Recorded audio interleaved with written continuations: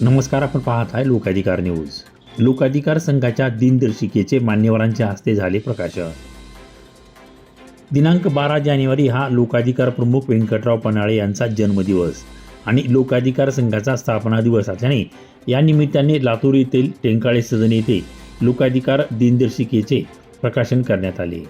सामाजिक कार्यकर्ते व ज्येष्ठ विधिज्ञ ॲडव्होकेट मुक्तेश्वरजी वाघदरे, चित्रकार अंतेशजी टेंकाळे, डॉक्टर बालाजी पेन्सलवार, उत्कृष्ट निवेदक प्राध्यापक युवराज हलकुडे, गझलकार माधवसिंग परिहार, प्रकाशप्पा वाघमारे, लोकाधिकार वार्ताचे कार्यकारी संपादक संतोष पन्हाळे यांच्या हस्ते लोकाधिकार दिनदर्शिकेचे प्रकाशन करण्यात आले.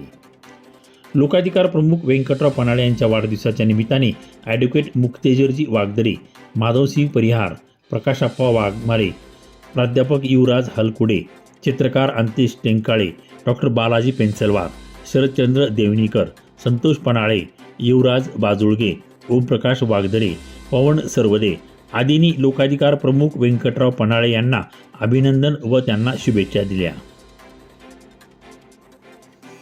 लोकाधिकार न्यूज, लातूर.